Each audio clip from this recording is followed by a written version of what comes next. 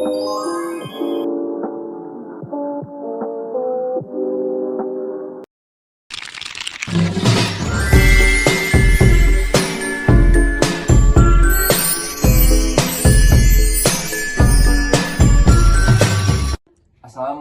warahmatullahi wabarakatuh.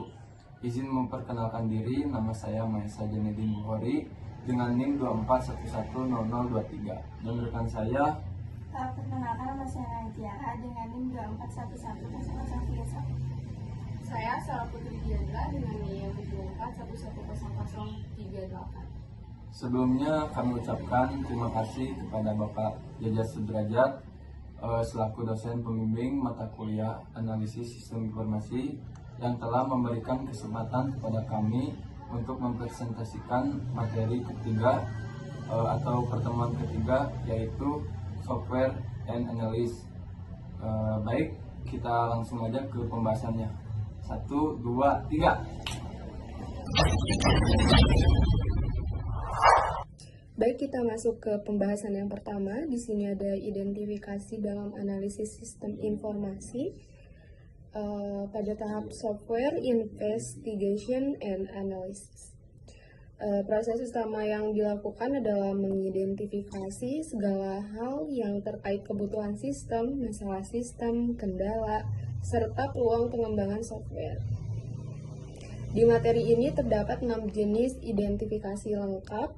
Di antaranya ada 1, itu ada identifikasi kebutuhan sistem atau software needs assessment. Dilakukan untuk mengetahui jenis software apa yang diperlukan di organisasi. Mencakup yang pertama ada proses kerja yang membutuhkan sistem baru, kedua ada kebutuhan data dan informasi, serta kebutuhan efisiensi dan otomatisasi. Lalu ada kebutuhan teknologi, dan yang terakhir ada area yang belum mendapat dukungan software. Tujuannya adalah memastikan software yang akan dibuat sesuai kebutuhan organisasi. Selanjutnya yang kedua yaitu identifikasi potensi proyek. Karena organisasi biasanya punya banyak kebutuhan sistem, maka perlu memilih proyek mana yang didahulukan. Yang diidentifikasi antara lain, yang pertama ada dukungan manajemen untuk menentukan keberhasilan proyek. Yang kedua, waktu yang tepat untuk menentukan kapan sistem tersebut benar-benar dibutuhkan. Yang ketiga, ada kesesuaian dengan tujuan perusahaan. Yang keempat, ada sumber daya dan biaya yang tersedia. Yang kelima, ada kendala internal, biasanya di budaya kerja, struktur organisasi, dan sumber daya manusia. Dan yang terakhir, ada kendala eksternal, biasanya ada di aturan pemerintah, pesaing, dan ekonomi. Tujuannya dari identifikasi potensi proyek, yaitu memilih proyek dengan prioritas paling penting dan layak. Oke, selanjutnya yaitu identifikasi masalah atau problem definition atau problem identification. Nah, pada tahap ini dilakukan setelah proyek dipilih untuk mengetahui apa masalah sebenarnya. Hal yang diidentifikasi yaitu yang pertama, bagian organisasi yang terdampak. Lalu yang kedua, penyebab masalah seperti teknis, manusia, kebijakan, atau proses kerja. Yang ketiga, dampak masalah terhadap produktivitas, efisiensi, dan pendapatan. Yang keempat, sikap dan respon karyawan terhadap masalah. Dan yang terakhir, kendala operasional yang menghambat pekerjaan. Nah, tujuannya yaitu memahami masalah secara jelas dan menyeluruh sebelum mencari solusi. Baik, kita lanjut. Keempat ada identifikasi kendala sistem atau constraint identification, yang dimana itu ada setiap sistem memiliki batasan, semua kendala harus diidentifikasi supaya solusi yang dibuat realistis. Ada beberapa kendala, yaitu yang pertama ada kendala internal. Yang pertama itu ada kebijakan organisasi, dukungan manajemen, sumber daya manusia atau SDM.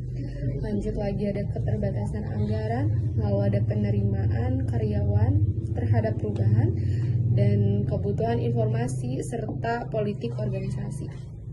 Yang kedua itu ada kendala eksternal. Di sini ada pelanggan, pemasok, pesaing, peraturan pemerintah, kondisi ekonomi, dan industri tempat organisasi beroperasi. Tujuannya adalah menghindari solusi yang tidak sesuai dengan batasan organisasi. Selanjutnya ada identifikasi masalah teknis sistem. Tahap ini mengidentifikasi masalah yang ada terlihat secara teknis di sistem yang ada. Proses ini dilakukan melalui yang pertama pemeriksaan output seperti tingkat kesalahan tinggi, output lambat, akurasi rendah, dan data tidak lengkap. Yang kedua ada pemeriksaan perilaku karyawan seperti tingkat ketidakhadiran tinggi, turnover tinggi, ketidakpuasan kerja yang menandakan sistem penghambatan pekerjaan. Yang ketiga ada pemeriksaan dokumen input-output seperti formulir tidak efisien, data ganda, dan redundansi data. Yang keempat ada pemeriksaan alur kerja seperti proses tidak jelas, banyak pekerjaan manual, redundansi proses, dan hasil pekerjaan tidak konsisten. Dan yang terakhir ada feedback eksternal seperti keluhan pelanggan, saran perbaikan, kerugian bisnis. Tujuan dari identifikasi masalah teknis sistem ini yaitu untuk menemukan akar masalah teknis dan operasional yang menghambat sistem. Oke, selanjutnya yaitu identifikasi kekosongan sistem atau identifying the system void. Nah, jika suatu organisasi belum memiliki sistem yang mendukung, maka perlu mengidentifikasi kekosongan agar sistem baru dapat dirancang. Nah, di sini ada metode-metode identifikasi. Yang pertama, internal formal yang berisi kuesioner, diskusi, dan workshop. Yang kedua, internal informal yang berisi brainstorming, observasi lapangan. Yang ketiga, eksternal software komersial yang berisi riset pasar, analisis software existing, dan benchmarking. Nah, di sini yang diidentifikasinya yaitu fitur sistem yang belum ada, lalu proses manual yang perlu diotomatisasi, dan yang terakhir kapasitas teknologi yang belum memadai. Jadi tujuannya itu mengetahui apa yang benar-benar harus dibangun dalam sistem baru.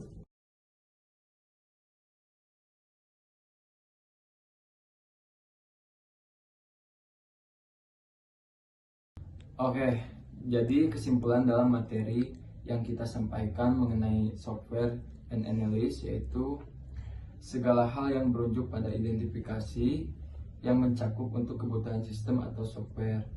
Jadi identifikasi ini sangat perlu untuk sebuah sistem agar lebih aman dan lebih termanage gitu. Baik, sekian materi yang dapat kami sampaikan. Mohon maaf bila ada kesalahan dalam penyampaian kata, dan semoga materi ini dapat dipahami serta dapat bermanfaat bagi kita semua. Amin.